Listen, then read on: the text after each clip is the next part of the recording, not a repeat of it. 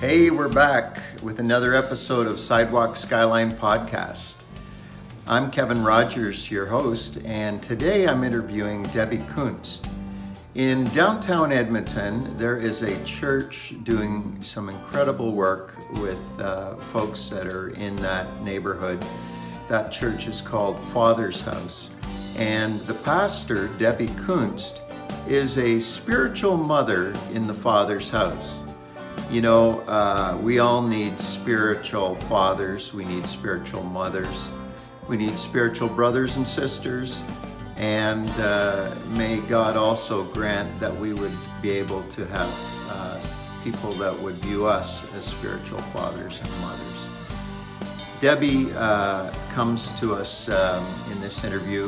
We met last year at an urban guiding group for all of Canada. We met at the Pentecostal Assemblies of Canada International Office in Mississauga, where this interview was recorded in the archives.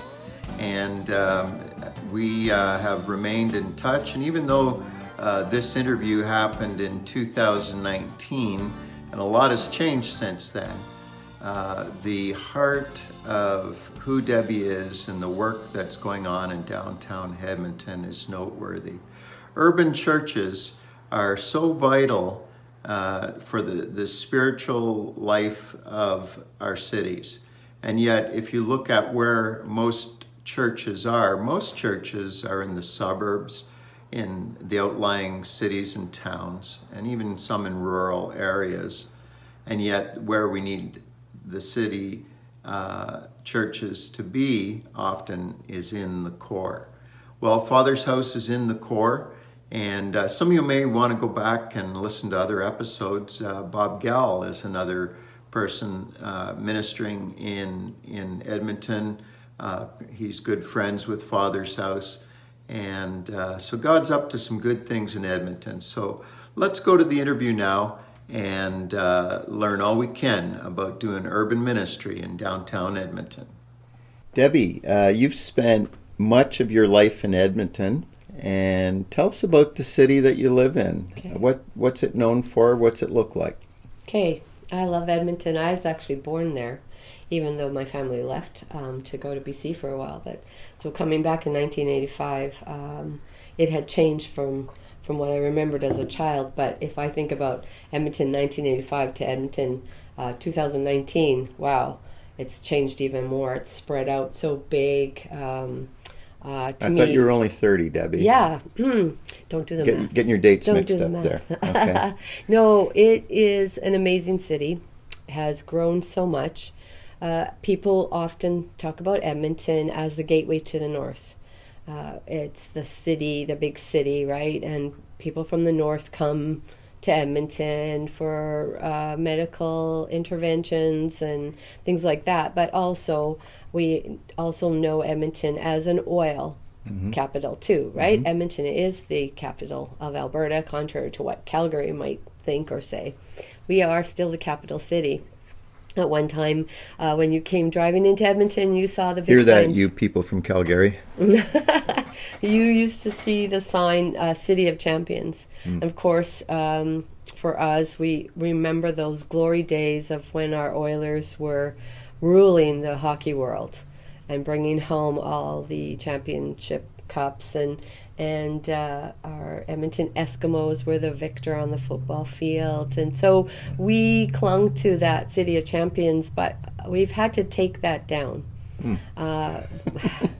Yeah, you don't see it anymore coming. I also remember the big granaries when you would come from the south end, coming from Calgary or coming from the airport, entering into Edmonton. You'd see the big granary with the big sign that had the scripture verse on it. And as a kid, I just, that was so big to me. It's gone now too. So we've changed. Has that part of, has Alberta been the Bible Belt?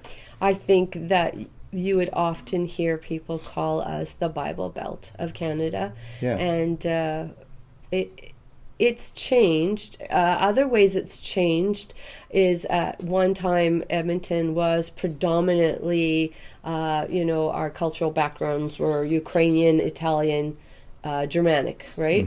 Now we are a myriad of cultures. Right.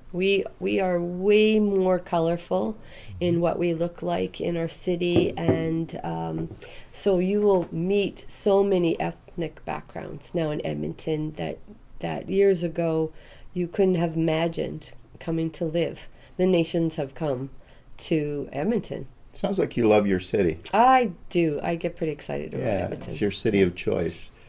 Now, you work for an organization called Father's House, and you're downtown Edmonton. And tell us what street you're on, and then I want you to take me on I haven't been to Father's House yet. But I want you to take me on a 5 senses tour. Walk me around the block, walk me around the neighborhood, and describe to me what I'm going to see and smell and hear and touch and taste, and what's this neighborhood like? Oh man, you can get me hungry just thinking about that. So Edmonton Father's House sits on 97th Street, right around about 105th Avenue. And if you know Edmonton at all, you'd know that area is right on the entrance into an area called Chinatown. And even though our Chinatown's kind of divided into two, there's one aspect on 97th Street and another one just to the east of us, we're Chinatown. And so that means that if you just go north from us, on both sides of the street, that's Chinatown. So that embraces not just the Chinese stores and restaurants, but Vietnamese, Thai food, yummy stuff. So when you talk about a taste, boy, come outside at the right moment and just, like, oh, what are we having for lunch today, right? That being said, we are also in what's called Macaulay District, Macaulay neighborhood, and it is a very, what we call the inner city of Edmonton. It's the area where you find most of the agencies that reach out to those who are poverty-stricken, those who are homeless, those who would be suffering from addictions of many sorts. I would say for me, it's an area of lost people. You're talking about our friends. Yeah. They're my people. Yeah. They're my friends. Yeah. Over the years, they've become my people. Yeah. So if we go for a walk to the east of us, in one block we're at the Bissell Center, and if you just go a few blocks north of the Bissell Center, you find the Mustard Seed. If you take from the Mustard Seed, go a few blocks west now, past us a little bit more, and you come to the Hope Mission. And right by the Hope Mission is the Herb Jameson, and right over across the street from that is the George Spady. And all of those are big areas of outreach, of missions, of detox centers, of addiction healing places, community centers. The Boyle Macaulay Center is just a tiny bit more west. We're like in the middle of all those areas. It always amazes me how many street missions, if we want to call that group of agencies that, how many of them have some kind of faith base, some kind of absolutely something that was rooted in the gospel that drove people to say, we got to respond. We got to get down to outside of our house and go out on the street and help people that are experiencing such desperation. And you were a pastor's kid, and you grew up. Your dad's also a Pentecostal pastor, like you are. Yeah. And but you grew up in an age when the settings you found yourself in, it's like that James Brown song, "It's a man's world," right? Yeah, sing it. And it's a man's world. And so there was a culture of church that, at least in my childhood, your childhood, where women were not given the same opportunity or the same respect for leadership, and I feel like we were missing out on half of the power that was released in the church, and definitely missed out on the synergy of having both men and women working at full capacity. Working at full capacity. So I think there's a lot of unachieved potential because of a mindset, and I grew up in a time when you got told constantly, you can't do that, you're a girl. Girls don't climb trees. Girls can't ride a bike as fast as a boy. There's just all these limitations that were placed on you because you were a girl, which in fact angered me a lot. I had a brother who was older than me and often tagged along to follow his footsteps and wanted to do whatever he did. So it would be up to a point I would get away with it, but then would come that dampening of, wait a minute, you can't do that, you're a girl. I remember a moment in Bible college because I wanted to just be like my dad growing up.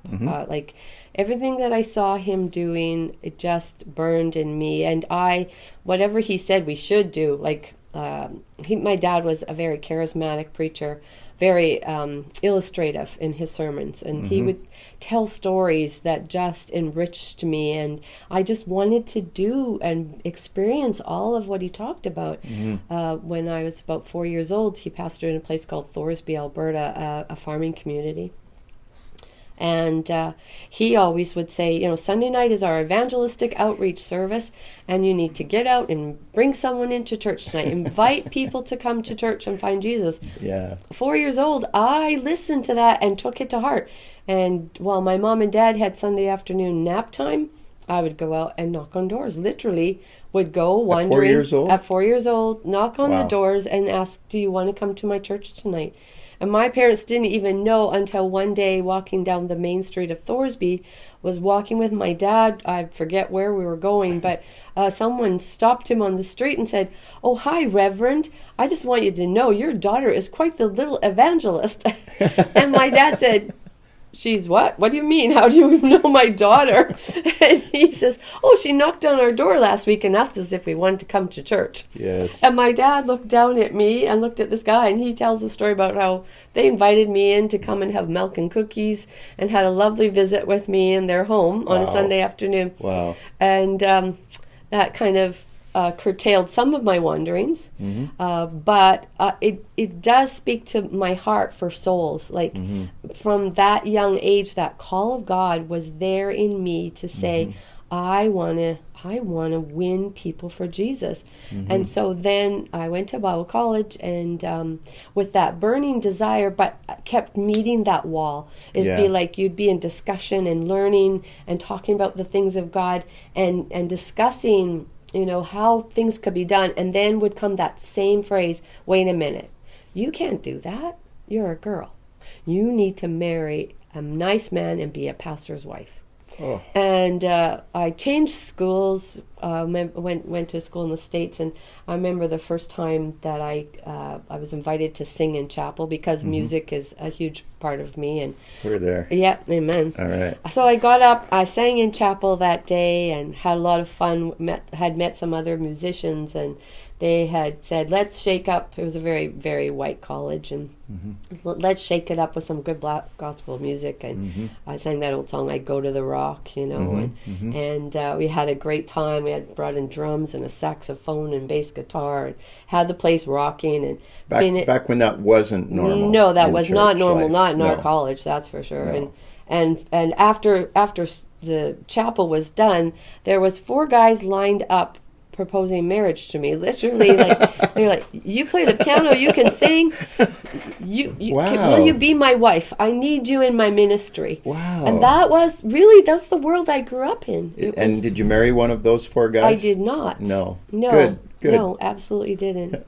Matter of fact, I married a man who did not demonstrate a call to ministry like myself, and was really difficult for that time for my parents to understand that I could follow God's will and not be a pastor's wife. Even my own parents, who facilitated ministry for me, they still felt that was my safest route. Leon? Is that his name? Bob. Bob. My husband's name's Bob. I don't know where I got Leon from. That's okay.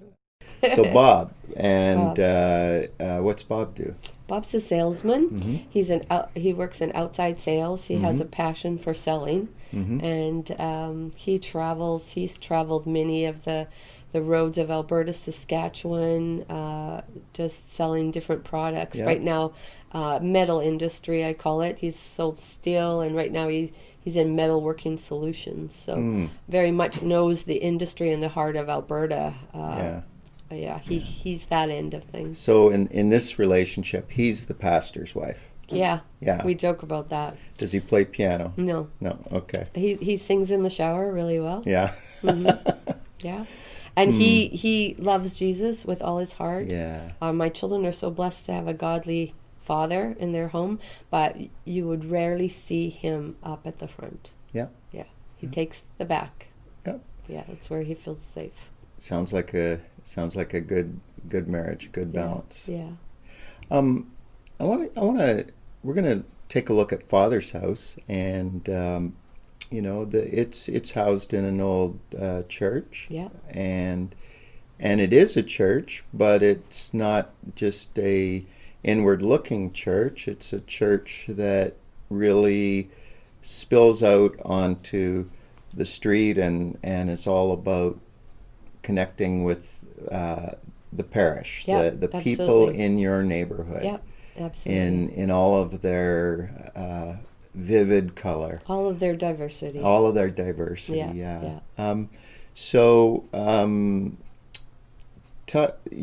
Somebody called you the candy lady.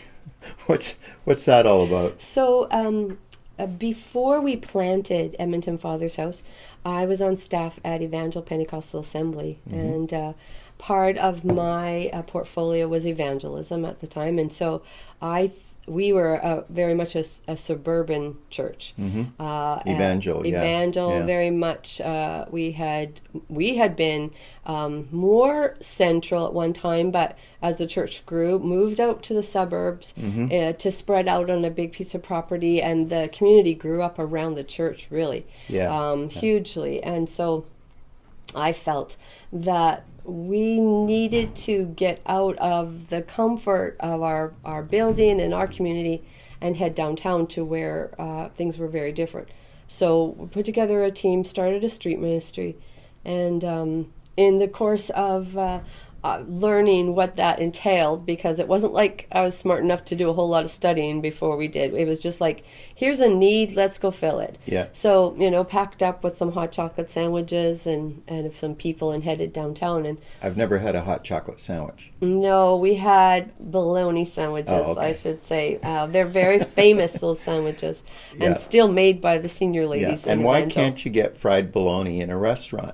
I don't know, but it's so good. It is very popular. Yeah. And anyway, we established a ministry downtown, but in doing so, we could have from anywhere from 75 to 150 people lined up waiting for us when we would get downtown. After they found out, we're going to come every Tuesday, they could trust and depend on us to be there. They were lining up. They would line up and be waiting for us. But what would happen is there would be people who didn't like one another in the same lineup together. So there'd be what you would say bad blood between people. So there could be fights breaking out at any time. And that was new for me to be dealing with. And some of my volunteers were younger, junior high kids. One of them was my own son, who was just 10, my daughter, 16. And it was like, this is not healthy. How do I get this fighting to stop? They're not going to break up a street fight. No, wouldn't let them. No. So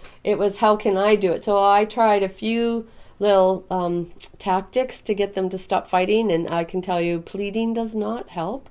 And I brought my whistle and tried blowing my whistle for a while, and that definitely got their attention, but not in a positive way. So my background had been children's pastor, and Candy works with kids. Oh, yeah. So I thought, well, let's just take some candy with the adults too and see if that will help. So I got a big bag over my shoulder filled with candy, and I would just work the line. So my other volunteers would be setting up tables, serving drinks, with the clothing tables, handing out clothes, handing out the hot food, the sandwiches, everything. But my job was the line, and I'd work the line and talk to people, and I would give them candy as I talk. If a fight would break out, I would get over there and I would introduce the thought of candy. I would just be like, hey, you guys, how are you doing? You haven't had a candy yet today. How about if I give you guys, stop fighting, I'll give you a candy. And honest to goodness, Wow. It would work. To this day, it's still amazing. But I became known as the Candy Lady. Candy Lady. Lady. You should get an endorsement, like that Snickers commercial, where the guy's a bear and they hand him a candy bar and then he just settles right down. It works. It actually works. Yeah, you're just not yourself. You need one of these. And so to this day, I don't dare. We still do street ministry on Tuesday night, even though we are now downtown. And most people call me Pastor Debbie now, or Pastor Deb. There's a few people that call me Father, just because that is how the essence of how to be respectful. To some of them, they want to affirm who they think I am, so they call me Father, and I just get a chuckle out of it and thank them. But I still have to have candy when I do street ministry. Talk to me about how prayer plays into helping people to transform, helping to see change come. You told me some stories before about how you and your people would go in the neighborhood and without making a big ruckus or a parade, just quietly going around and praying, and some of the things that happened. Tell some stories about that. So long before there was even an inkling of an idea that we'd be planting a church, after we started our street ministry, it seemed the idea of the book of Joshua, to go in and possess the land, quickly saw the needs that were there once we started going downtown, and that idea that we needed to claim that land in the name of Jesus. And so we would, after we would serve, we'd pack up and then we would go prayer walking, mostly to begin with along 96th Street. So I mentioned the church is on 97th Street. The place where we set up street ministry is one block from where the church is now. And 96th Street is also called Church Street in Edmonton. It has a long history in it, and if you walk north from the Bissell for blocks, there are church after church after church there that sits on that street. So we decided we needed to walk, and we would pray for the churches, but if we were to go to the south of 96th Street, there was our Edmonton Central Police Station. There was various places of entertainment, the York Hotel, the Royal Hotel. There were peep shows, Triple X, whatever, and so it was like Church Street, go that way. This night street, nightlife, go that way. So anyway, we just felt prayer was essential to claiming that land. So we just go for walks. Well, right across the street from where we set up to do street ministry was a liquor warehouse, and one of the things besides the open drug use in the inner city is the alcoholism is just so prevalent, right? And so for me it was like that place just seemed wrong, that affront, it just fed things. So anyway, we started marching around there, and people that we were feeding would laugh and say, that place is never going to change, Pastor Debbie. It's not going to be any different. It's too, they make too much money from there. Why would that go away? But one day we pulled up, and the the people, our friends from downtown, said, "Have you looked across the street yet?" And there I looked, and there was a construction fence all around the building. It was coming down because it had been bought by the Bissell to build a brand new building to serve people from downtown. Wow. So that building came down.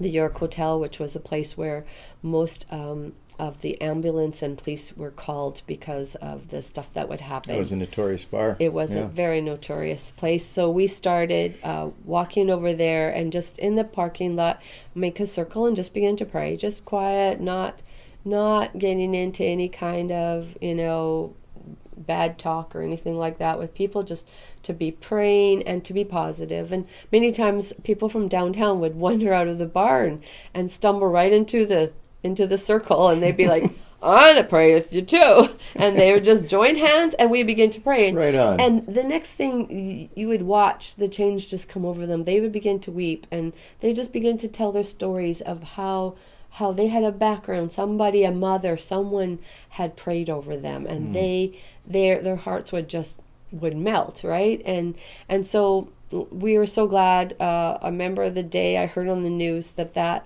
the York Hotel had been closed down, shut down by the city, and the city had bought the land, and it still sits empty right now. But the York Hotel's gone, and more stories about like the Royal, also same thing down the street. Took a little bit longer. I think it was about a year of circling around the Triple X Peep Show building.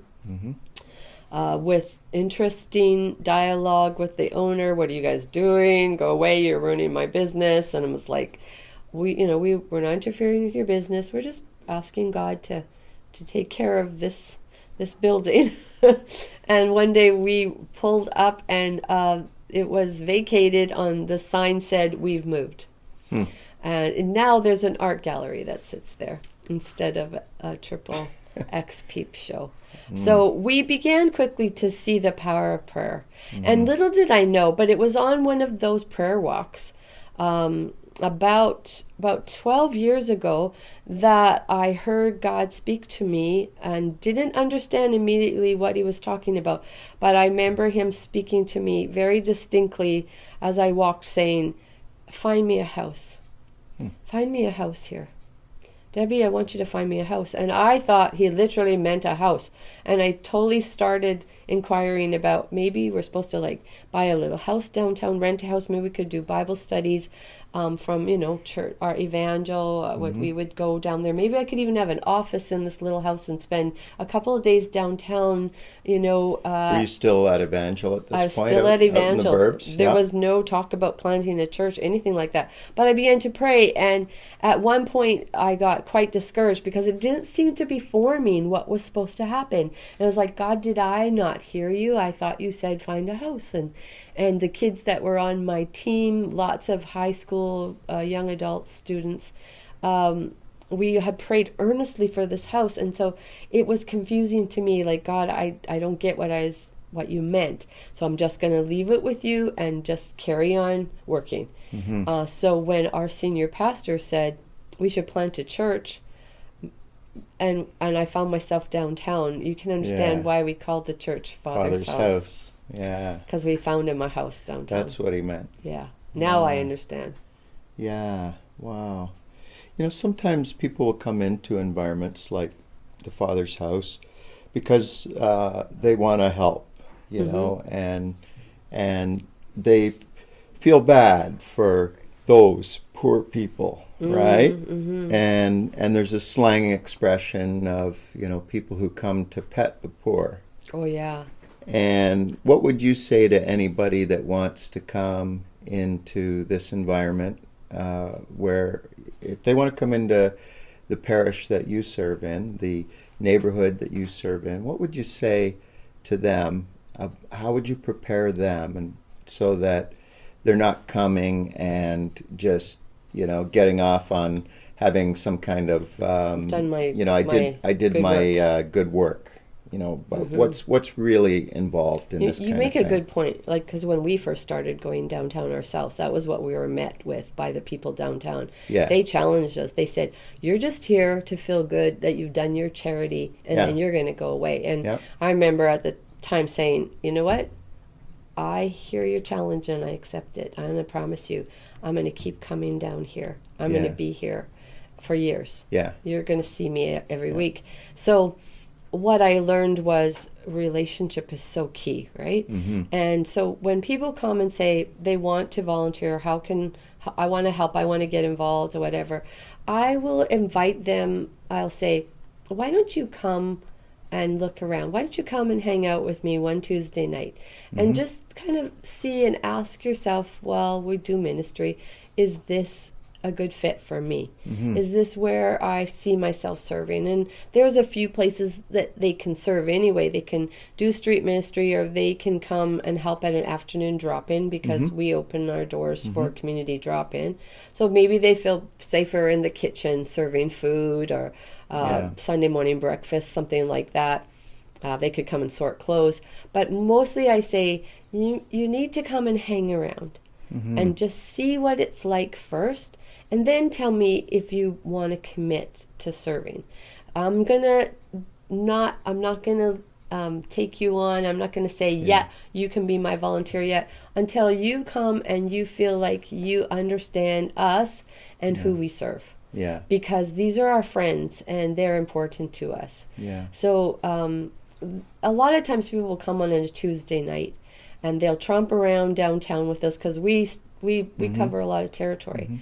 And they see God has given us such favor, but that favor has come over time of building relationship and being there, the longevity of sticking it out.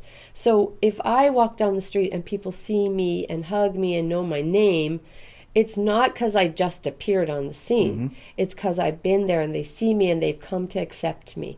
And so people will come and they're like, oh, I could do this. I'm going to start my street ministry too. And I'm like, okay, but listen, and anybody who comes, we make them go through an orientation. We talk about, this is our protocol if there's a fight. You need to understand the people that we are ministering to. Some of them are not well. Some of them have, Hep C. Some of them have HIV, full-blown AIDS. Like, we don't stop to ask them if they're well or not. It's not like when you walk into the building and say, if you're experiencing any of these symptoms, please stay home, right? That's not going to happen. So there are risks. But people will come out with us and they don't see the risks. They just see, oh, this is easy.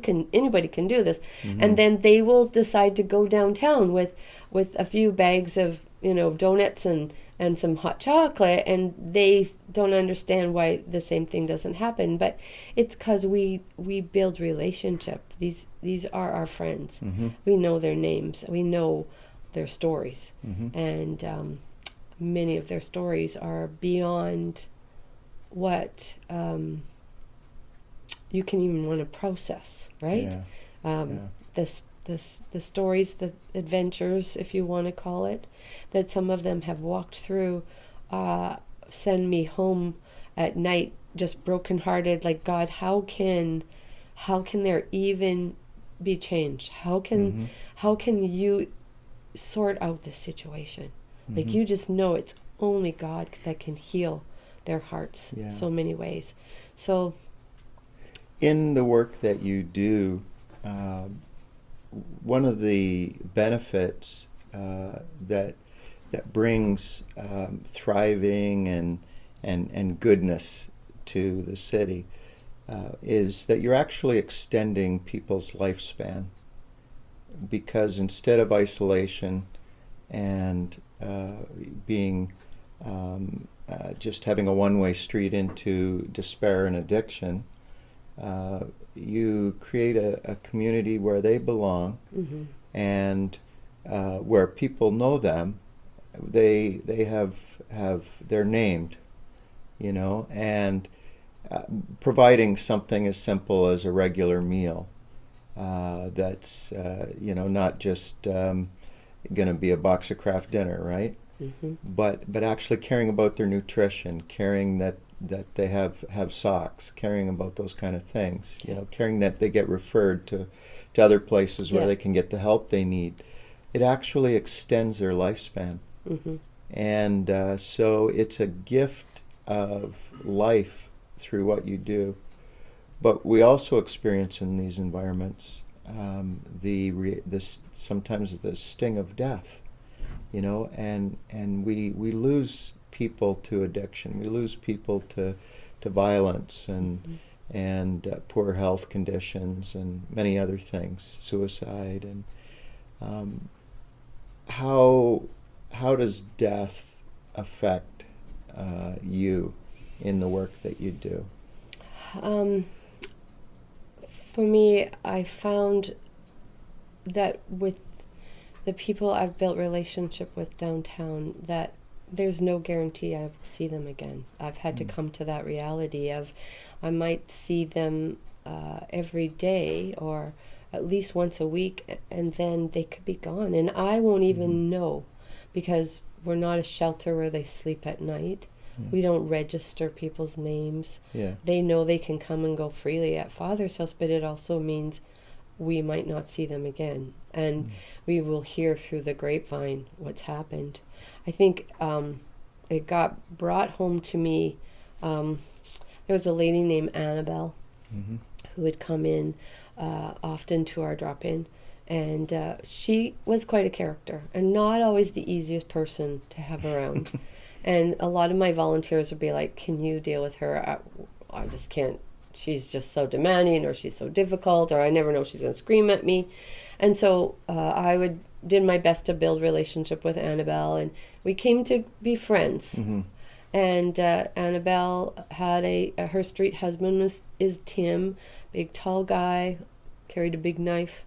They had a volatile relationship, but they stuck together, the two of them. And so they would come in and they would ask for clean clothes or food or whatever, and we would take care of them. And then all of a sudden I didn't see her, and I didn't see Tim for quite a while, but I ran into him on a Tuesday night during street ministry, and he began to weep and cry, and he told me that Annabelle was in the hospital, very, very ill in intensive care.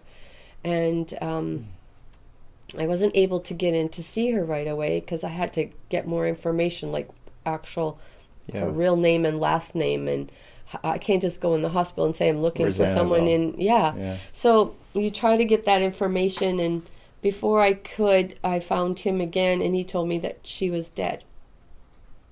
And I felt really bad and told my staff. And for me, the hardest part about was because I searched in my heart and thought, I know that Annabelle and I worked out a good relationship, that she saw me as her friend, that I cared about her, but I don't know if I gave her enough Jesus. I don't know, did I point her enough to call on Jesus for eternity?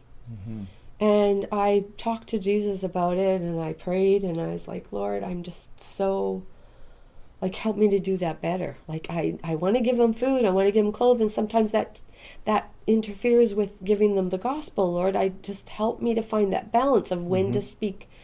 And so time went on, and one day, lo and behold, I run into Tim again, and he tells me, Pastor Debbie, I heard Annabelle's not dead. And I'm like, what are you doing? Oh, no. She's not dead?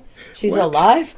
He goes, yeah, her daughter told me she was dead because she didn't want me to see her anymore, but she's alive, and she was really sick for a long time, but she's alive. So he brings her to church. So one Sunday morning, breakfast, and I come downstairs to breakfast, and there's Annabelle. And I'm like, oh my goodness. So I greeted her. And all those wasted tears. Well, that's sort of what I thought, right? And anyway, they did something they had never done before that morning, though. Tim and Annabelle decided to come to church. Not only did they come to church, they stayed through the whole service. And in that service, part of my message was an invitation that if you've never invited Jesus into your life, if you've never said, Jesus, I want to join your family, I want to be part of your family, your forever family, I gave that invitation, I prayed, and that Sunday, Annabelle filled out a card and handed it to me. And on that card, she had put a little check mark saying, today I asked Jesus in my heart. And my associate pastor handed me the card later on after the service. And I sat down and I looked at it and I went, if I never see her again, Lord, you answered my question for me. You heard my prayer, even though I thought she was dead.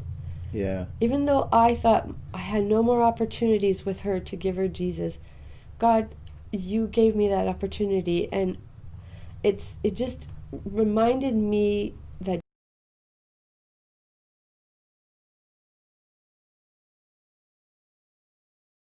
life-changing message, and you wouldn't be doing what you're doing if it wasn't for coming to that realization yourself. Yeah. That the God of the universe, the one who created this whole world in all its diversity and color, he came to us so that we could have hope and do something beautiful in the world. Yeah. And that's great. Well, let's just ask one more question here, and it's the 10x question. If you had 10 times the money, and 10 times the real estate, and 10 times the people to serve, and 10 times the people to work with you, where would you go with all that? I'd stay where I was for the most part, except there's a couple of buildings downtown that I've trumped by that said, oh God, if I had that building, I know what I'd do with that. I know what that room could be, and this room could be this, and man, there's a gym in that building. We could have sports stuff going on, and I would just have more. I would have more things that we could offer. Our building's so limited in space. There's so many things that I know we could do and do better if we had more space. We already rent a gym on Wednesday night for our kids program, but man, that gym's in an old school, and I just think if I had the whole school, oh, what I could do, all the dreams I could have. And I mean, it would truly be a dream center.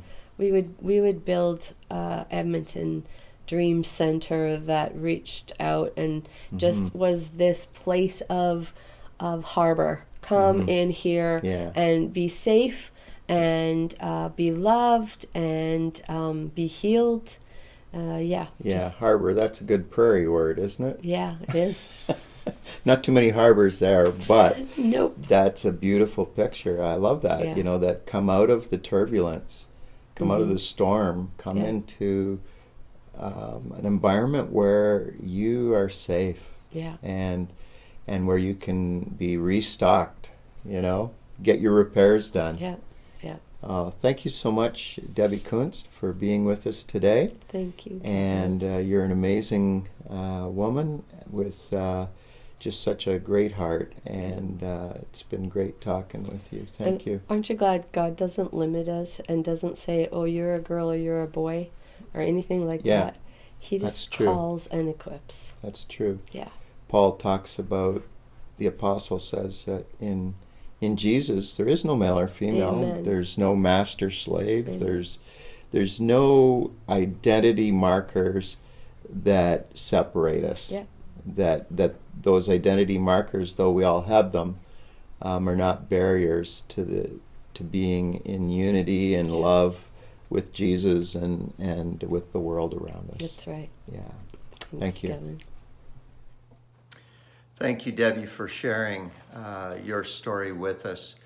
One of the realities of urban ministry is that you will always be working with the offended and the offender.